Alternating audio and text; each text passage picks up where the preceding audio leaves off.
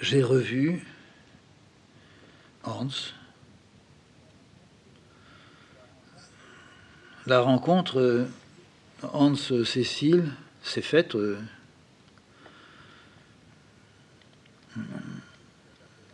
tout de suite. Il a parlé allemand, bien sûr, avec elle. Tout de suite, il m'a écarté. Il a nettement mis sa main sur mon bras et il a poussé. Sortez du cercle. C'était exactement ce que je ressentais, moi. Il n'a rien dit, mais sortez du cercle. Et il y avait Lucie qui était là. Alors tous les trois parlaient en allemand et moi, le français. J'étais à 1,50 m, je les entendais. Et lui qui tournait sa tête sur un côté, sur un autre. Il avait un chapeau à fond plat, comme un feutre porté surtout par les Américains dans les années 20-30. Buster Keaton avait un chapeau comme ça, mais pas en paille. Un chapeau, un feutre gris, plat, avec un grand ruban. Et son chapeau bougeait au fur et à mesure qu'il s'échauffait, qu'il parlait. La femme de Rachel disait quelques mots. Elle avait l'air d'apporter une précision dans ce que Cécile disait que Hans ne comprenait pas peut-être très bien, parce qu'il allait bizarrement vite tout en semblant entendre lentement. Il y avait comme un retard. Il y avait un retard entre ces wagons, on pourrait dire comme ça. Et ça a duré longtemps sur le trottoir. Et à un moment, c'est Madame Rachel qui est venue vers moi, qui a dit « Bon, mais on va pas vous laisser là, Fred II, tout seul. » C'est moi qui ai proposé, si on allait tous prendre un apéritif aux œillères, ça serait une bonne chose maintenant. Et Hans m'a regardé, il a tourné sa tête vers moi, il m'a regardé, puis il m'a dit « Pas maintenant. Maintenant, vous allez marcher avec Cécile, parce qu'elle a beaucoup parlé, et je l'ai fatiguée, je m'excuse. » Il lui prenait la main, il lui serrait la main, comme ça, entre ses deux mains. Il la serrait, puis il la secouait, comme ça, tout doucement. Nous allons aller aux œillères. N'est-ce pas, Lucie? Non, j'ai dit, si vous voulez. Allez, faites une petite promenade tous les deux. Alors nous sommes partis, Cécile et moi. On les a laissés, ils ont traversé l'avenue de Matillon, de loin, le Châtillon. De loin, on s'est retourné, on les a vus, rentrer aux œillères. Elle était un peu plus grande que lui, et notablement plus forte. Je crois qu'elle était l'ange gardien de Rachel. Je crois. Je crois qu'elle savait qui il était, qui était l'homme qui vivait avec elle. Elle allait au-devant, mais elle ne le disait pas toujours de ses propres pensées. Elle devinait, quelquefois elle montrait qu'elle avait deviné, quelquefois elle disait « Ah bon, ah bon ». Mais j'étais convaincu qu'elle avait tout pressenti. Et lui, il jouait un peu ce jeu-là. Ah, il lui disait « Merci, dank, dank ».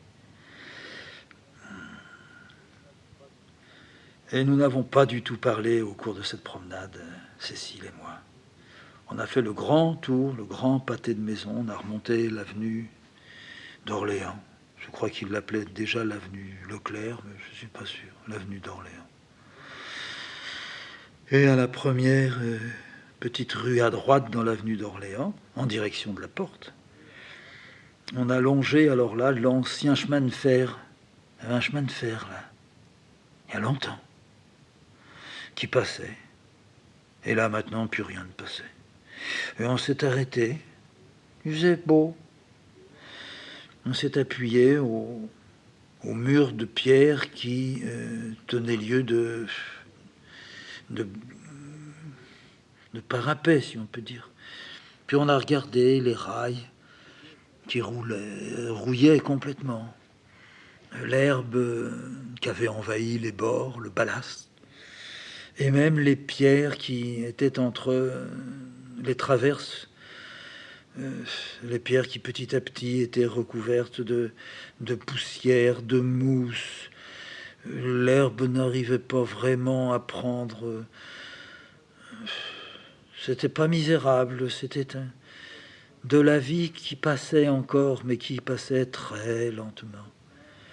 L'absence des trains avait rendu une teinte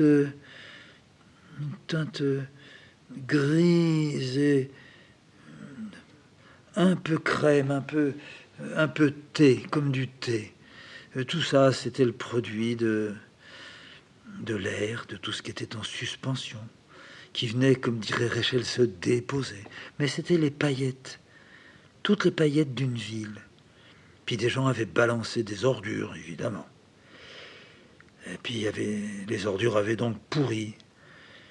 Puis le vent, la pluie, les années, on nettoyait pas là-dedans. Alors tout ça, c'était sans doute décomposé, déchiqueté, éparpillé.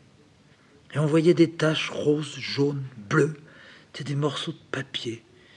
Vieux tickets de bus ou de métro, ou cartes de...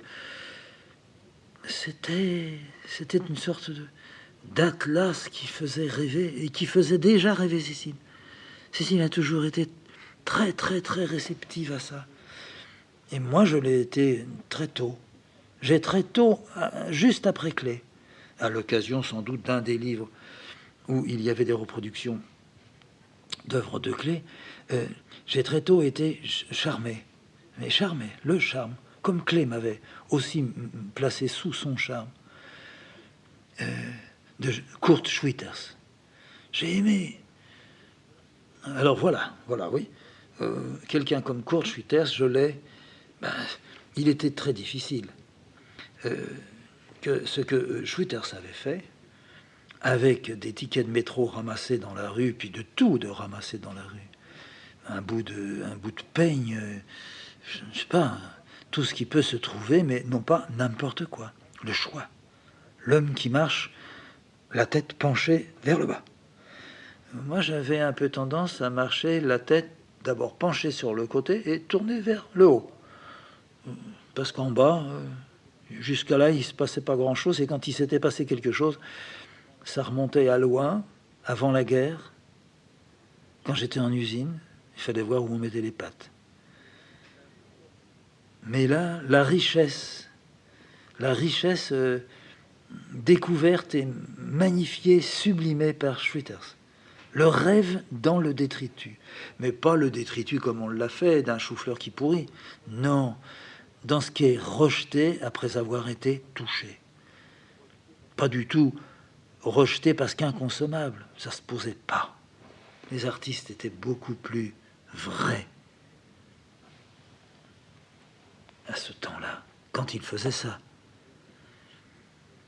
Et de ce que j'avais vu, reproduit, deviné, ticket de train, ticket de métro, ticket d'entrée de cinéma, ticket de morceaux de journaux. Bon, les autres étaient passés avant, au moment du cubisme, mais pas ça, pas ça. Pour moi, ça allait infiniment plus loin. Là se trouvait toute une nostalgie. Non pas une nostalgie parce que ça s'était jauni comme les journaux qu'ils avaient collés, Braque ou Picasso. C'était beau, mais ça devenait œuvre. Alors que, si on peut dire alors que, Schwitters, ça devenait femme. Hein, ça devenait de la chair.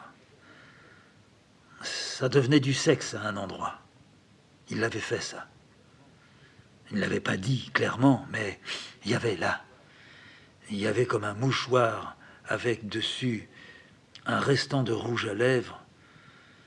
C'était plein d'amour. Plein d'amour. C'était un art qui nous ouvrait les yeux, mais qui nous ouvrait le corps. En voyant Schwitters, une femme pouvait jouir. Et un homme qui aurait montré à une femme une petite chose de Schwitters, sûrement que ça se terminait en amour. À ça s'ajoutaient les textes de Schwitters, les poèmes de Schwitters. Anna, ma fleur. J'ai appris ça, je n'ai pas appris Racine. J'avais 25 ans. Mais j'ai appris ça. Je ne l'ai même pas appris par cœur. C'est rentré dans mon cœur d'abord. Ensuite, c'est remonté vers ma langue. C'était traduit en français, bien sûr. Et je le disais au point que je l'ai même dit à Cécile peu après que nous nous soyons mis ensemble. Et je lui disais, je ne peux pas dire Cécile, ma fleur, mais quand je te dis Anna, ma fleur, et le poème n'était pas très long, faisait une vingtaine de lignes, je lui dis, c'est vraiment à toi, c'est toi que je sens, c'est toi que je vois. Il m'a permis de te dire. Moi, j'aurais pas pu dire comme ça. Et les autres ne l'auraient pas dit.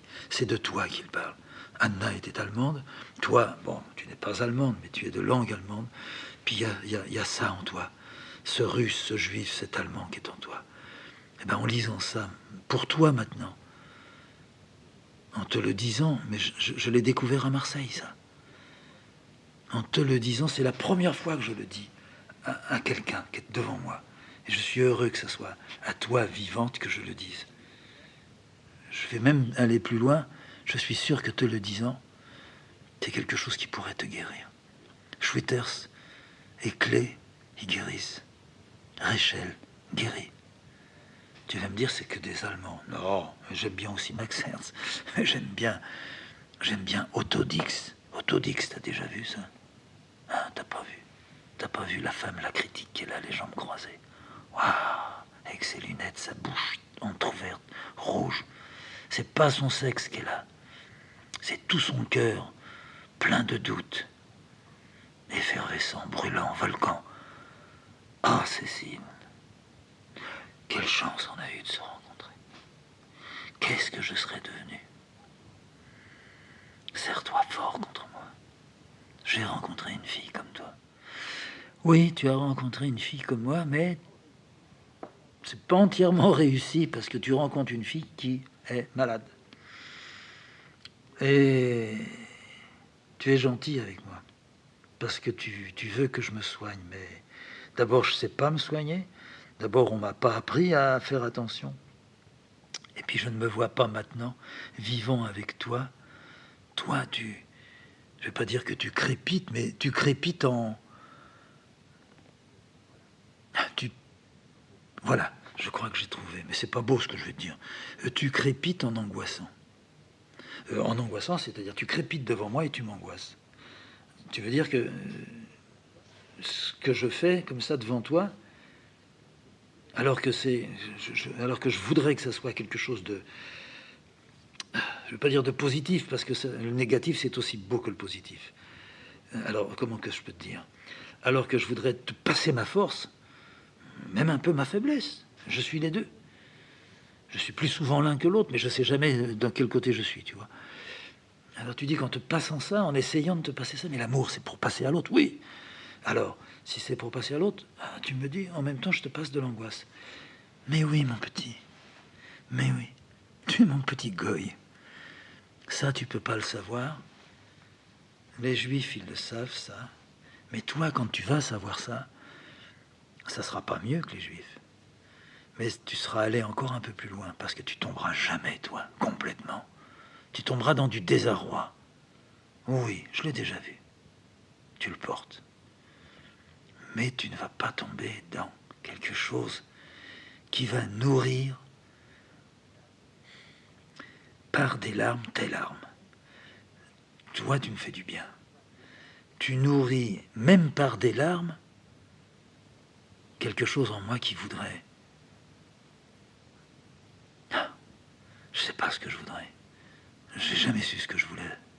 Fred, mon Fred, il y a des moments, je voudrais te dire sauve-moi. Mais je t'ai sauvé.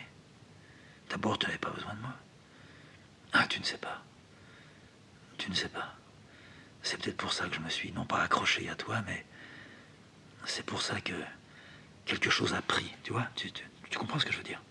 Une plante. Mais il n'y a pas que les plantes qui prennent. Un enfant, ça prend. Un animal, ça prend. À un moment donné, il faut que ça prenne. C'est un peu, si tu veux, comme une crème. Il y a des crèmes juives, il faut vraiment que... En espagnol, on dit il faut le duarde, tu vois? Tu sais ce que c'est, tu vois? Ça, il faut un petit coup de magie, là. Parce que j'ai une sorte de dibouk en moi, tu sais, ça me dévore. Ça me dévore et il fallait que je rencontre quelqu'un comme toi. Je suis sûr que j'ai eu beaucoup de chance en te rencontrant. Moi, je peux en dire autant. C'est pas pareil. C'est pas pareil. Va venir un jour où je vais te dire. Je vais te dire qui je suis, je ne le sais pas. Mais ce que j'aurais pu devenir, c'est-à-dire que tu m'aurais jamais tenu dans tes bras. Un jour, je te dirai ça. Mais faut pas commencer par ça. C'est petit à petit. Toi, tu m'aides en ce moment. Tu m'aides à tenir. Voilà, je vais peut-être effectivement un jour décider. Il faut que je me charge de moi-même. Enfin, faut pas que je te charge de moi. Tu peux pas t'occuper de ma poitrine. Ta poitrine. T'as une si belle poitrine. Non, je te parle pas de ça. Non, mais moi non plus, je te parle pas de tes jolis petits seins. Je te parle de l'intérieur de ta poitrine. Là où il y a une magnifique cathédrale, avec tes poumons, ton sang, ton air qui circule. Ah oui, oui. Mon sang et mon air. Mais c'est un peu comme un pneu crevé. Ah, dis pas ça. Mais si. Ma chambre à air, elle prend l'eau. Je sais, je sais, mais tu ne t'es pas bien soigné. Tu te fais insuffler, mais peut-être que ça ne sert plus à grand-chose. Qu'est-ce que tu veux qu'il trouve? Ah ben, je ne sais pas, qu'est-ce qu'il veut que... Hein, je sais pas. Je sais pas, mais dans ma famille, il y a eu des gens malades comme toi. Ma mère a été une malade comme toi. Elle n'a pas eu de pneumo, parce qu'on faisait peut-être pas les pneumothorax à l'époque. Mais, pourtant, tu sais, sa vie n'a pas été coquine. Hein, mais elle vit encore. Un jour, tu la verras. Et ça tient. De temps en temps, ça craque et puis ça repart. Il n'y a pas de raison que ça soit pas comme ça pour toi. Seulement... Enfin, je m'excuse, on est en train de parler de choses là. Mais ça fait rien, il faut bien qu'on en parle de temps en temps. Seulement, il faut manger plus. Et en tous les cas, sinon pas plus comme quantité, plus en tant que choses qui te tiennent, qui viennent, qui apportent en toi.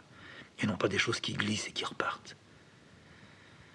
Oui, on en reparlera. Oui, oui, il faudra qu'on en reparle. Alors, on en était où? On en était à nous deux. Oui, à nous deux. Mais je te disais quoi? Je me souviens plus. Alors embrasse-moi, ça va revenir. Bon, tu vois, on s'est embrassé puis c'est pas revenu. Et chez toi? Chez moi, ça m'est égal que ça revienne pas. Redonne-moi tes lèvres. Elle aimait sucer mes lèvres. Elle aimait mordiller tout doucement. Elle avait, je l'avais tout de suite senti ça, elle avait tellement souffert sa lèvre supérieure, que j'avais vue comme étant un peu plus mince que la lèvre inférieure, sa lèvre supérieure rentrait un peu en dedans, comme si elle se refusait d'avoir un peu plus de bonheur. Enfin, de cette chose qu'on partageait. Elle vivait dans un moment qu'on pourrait dire un peu un moment de grâce, et c'est vrai, c'était un moment de grâce. Nous nous étions rencontrés, j'avais un peu résisté, puis j'avais non pas cédé, mais j'avais compris que je ne pouvais pas faire autrement, en pensant à elle, mais en pensant aussi pour moi, que ce qui était mis en route, ça n'allait pas entraver quoi que ce soit. J'allais pouvoir, je m'en rendais compte, ça faisait déjà quelque temps qu'on était ensemble. Dans ma pièce, moi, je travaillais un peu, et elle, dans l'autre pièce qu'elle s'était réservée, près de la fenêtre, elle continuait à graver. Seulement, elle était fatiguée. Alors, elle mordait quelque chose sur elle-même. Sa résistance, non pas petit à petit diminuait, mais on voyait bien, je voyais bien, qu'elle était quand même fatiguée. Faire le tour qu'on avait fait, c'était quelque chose de fatigant. Donc ça, c'était pas normal. Alors on est rentré tout doucement à la maison. On a fini par retrouver au bout. On a laissé la voie ferrée. Elle passait sous une route qui faisait un petit pont. Et cette rue, là, c'était la rue Friand. On avait encore 150 mètres à faire et on arrivait à notre maison au 1 bis rue Friand, traversait le couloir d'entrée, on passait dans une cour, à nouveau un petit vestibule et on montait chez nous au 3e. En arrivant dans notre petit nid, elle s'est allongée, j'ai fait du thé. J'avais tort, je fumais à côté d'elle. Je fumais beaucoup trop. Je n'aurais pas dû fumer d'ailleurs, parce que moi aussi j'avais un problème. Mais elle avait tout autre chose. J'ai essayé de remettre un peu les pieds dans ce qu'elle n'aimait pas, c'est-à-dire parler d'elle, et pas parler d'elle il y a 6 ans, 5 ans, 4 ans, parler d'elle maintenant, comment elle se sentait. Alors je lui disais, mais comment maintenant, là, voilà, on vient de marcher, on vient de faire un petit tour, on a vu Rachel tout à l'heure, bon, t'as beaucoup parlé avec lui, ça t'a quand même fatigué, plus la petite promenade, ça t'a quand même fatigué aussi. Donc ça fait une fatigue plus une fatigue. Quand on a monté les escaliers, moi je voyais bien. Tu tirais un peu. Bon, résultat, maintenant, tu as besoin de récupérer. On n'en parlera pas maintenant, mais on va se promettre maintenant. Si, dans un mois, on décidait de... On pourrait pas, ça? Écoute, à quoi bon? Tu veux que je te dise? Je le sais.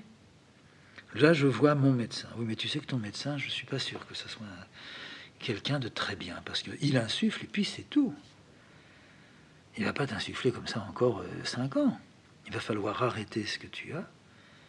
Et là, on va découvrir que quand ton poumon va reprendre sa place, puisqu'il n'y aura plus d'air, il sera plus comprimé, on va voir ce qui est devenu ce pourquoi on faisait les insufflations. Oui, mais tout ça, je le sais. Bon, et alors? Tu veux reculer parce que tu as peur que quand le poumon reprendra sa place? Je voudrais pas qu'on parle de ça. Mais pourquoi? C'est aussi bien que de parler de tes yeux ou de tes petits doigts. Ou même que j'ai envie de toi. C'est pareil. Que j'ai envie de toi ou que j'ai envie de parler de toi. C'est la même chose. Ton poumon, c'est ton sexe. Ton sexe, c'est ta tête. Ta tête, c'est tes rêves. Les rêves, ça baigne dans de la couleur, dans du noir, dans de l'affreux, dans du beau. Tout ça, c'est notre vie. On va pas dire, il y a nous d'un côté, toi, ta tête, ton corps, tes rêves, tes idées, tes projets, et puis de l'autre côté, une petite portion là-bas, dans le bout, un peu comme dans une poubelle, ce que tu as dans le poumon. Alors moi aussi, il faut que j'aille là-bas. Moi aussi, j'ai eu un problème. Moi aussi, ça fait plusieurs fois que j'ai des problèmes. C'est moins sérieux que toi, je te le dis très, très, très franchement. J'ai eu une accumulation de petits problèmes. J'ai eu la chance que quelqu'un comme ma mère les a toujours, disons, traités. Enfin, traités. Elle a fait en sorte qu'on me tire de là. Mais je n'ai jamais eu ce que tu as eu. Toi, tu me dis quand même que tu as fait une hémoptysie. Ma mère a fait une hémoptysie. J'ai été épouvanté par ça. Et je peux te dire que chaque fois que j'ai eu mon problème qui revenait, c'est-à-dire une grande fatigue respiratoire, de la température, des images comme ça, une opacité, comme il disait et tout, je n'ai jamais eu d'hémoptysie. Et j'espère n'en avoir jamais. Bon, toi, t'en as une, ça veut dire qu'il y a une plaie quelque part. Et on l'a écrasée. Et il va bien falloir un jour, je t'en prie, je t'en prie. La plaie, elle n'est pas là. Elle est où ta plaie? La plaie, elle n'est pas là. Ne parlons plus de ça. Je te demande. Voilà, serre-toi contre moi. Je suis si bien, tu me fais tellement de bien comme tu me serres contre toi. Le thé était très bon. Même les petits gâteaux, je savais pas que tu avais acheté ça. C'était très bon. Toi, t'as rien mangé, toi, t'as fumé. Tu fumes beaucoup trop. Rachel était gentil tout à l'heure quand il m'a tenu la main. Il me parlait, tu comprenais pas, toi, parce qu'il parlait en allemand. Il me disait ma petite, mais c'était dit très gentiment. Il m'a même dit ma petite, tu vois, il va dans le même sens que toi. Ma petite, il faut prendre soin de vous. Ah, ouais, je sais, on en a un peu parlé, pas beaucoup. Et puis qu'est-ce qu'il t'a dit encore? Il m'a dit que c'était bien que on se soit rencontrés.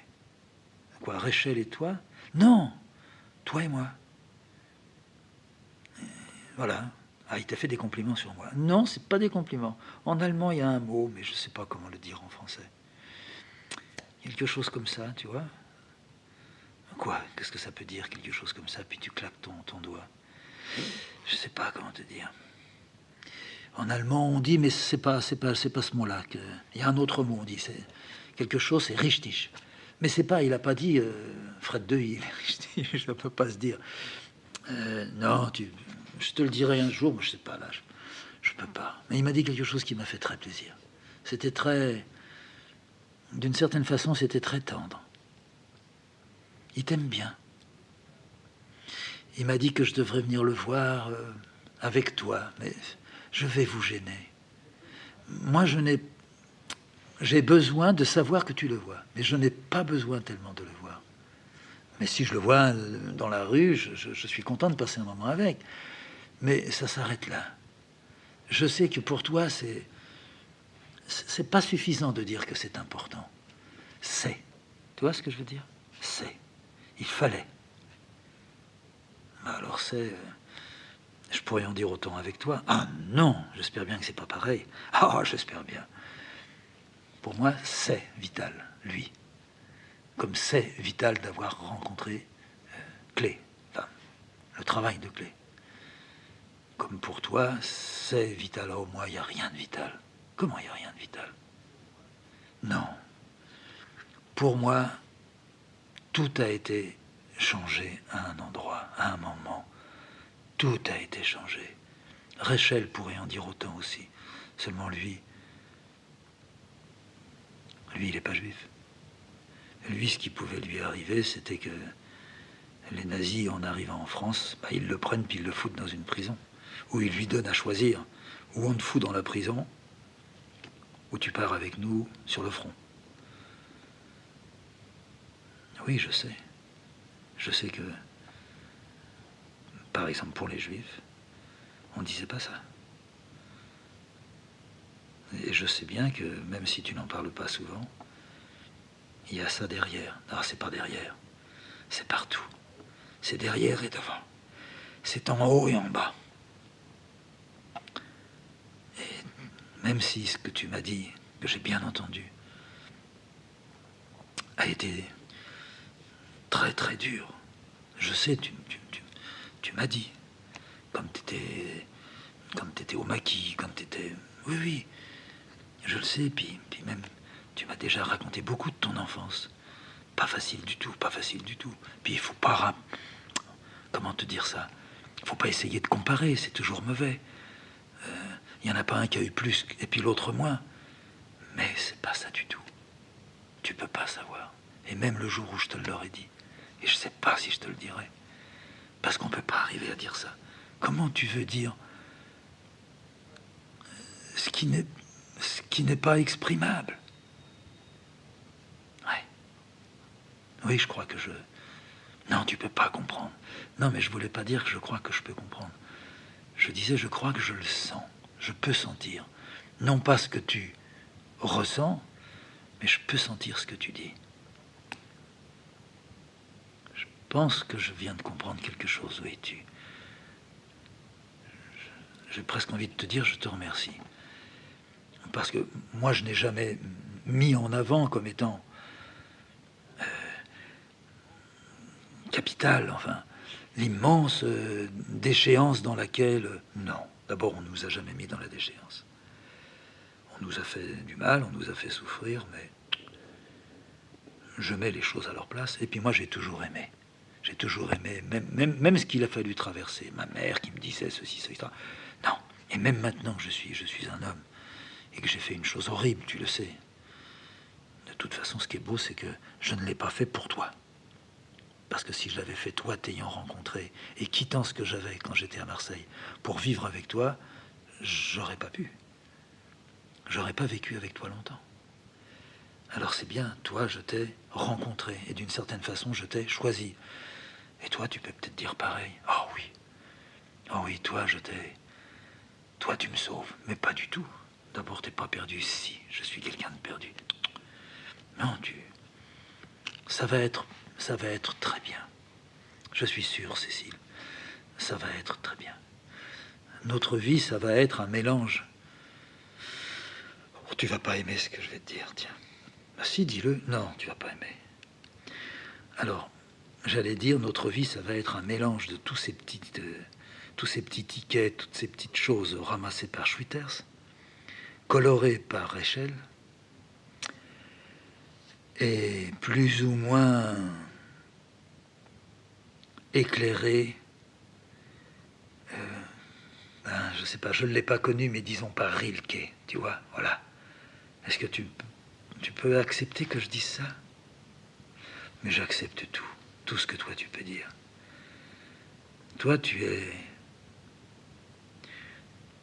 d'une certaine manière, tu es la bonté. Et de ça, avec ça, il faut pas jouer. Je suis pas sûr, Cécile, qu'il y ait de la bonté en moi. Il y a un grand, grand désir en moi. C'est de ne pas louper quelque chose. Et ce quelque chose, c'est de ne pas louper toi et moi.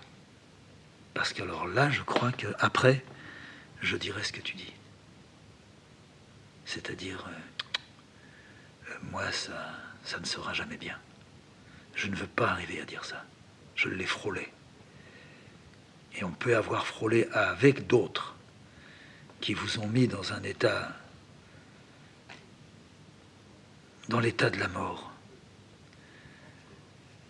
On peut encore, après ça, dire, il y a quelque chose que je ne veux pas louper. Cécile, dis-le avec moi. Non, je peux pas. Je ne te dis pas fais un effort. Je te dis naturellement. Naturellement. Dans ta nature. Et moi, dans ma nature. Regarde-moi dans les yeux. Voilà. Dis-moi, je ne veux pas louper. Dis-le. Dis-le. C'est pas un grand effort. Tu ne trahis rien. Tu ne salis rien, bien sûr. Tu n'embellis pas plus que. Tu es ailleurs. Là où tu es, tu peux dire. Je veux réussir quelque chose.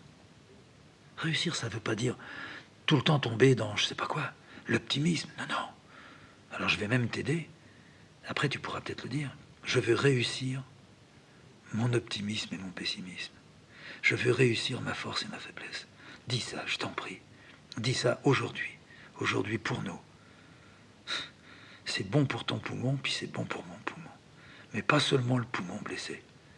Le poumon comme une cathédrale. Enfin, je vais dire comme une cathédrale à une synagogue. Allez, dis-le. Et Cécile me regardait. Ses yeux se voilaient. Il y avait une taie, comme les oiseaux en ont. Comme si elle allait s'évanouir. Mais elle ne s'évanouissait pas. Elle se diluait. Je ne sais pas dans quoi. Je me suis serré contre elle. Je me suis rapproché de sa bouche, mais avant de l'embrasser, je lui ai dit j'attends. Et elle m'a dit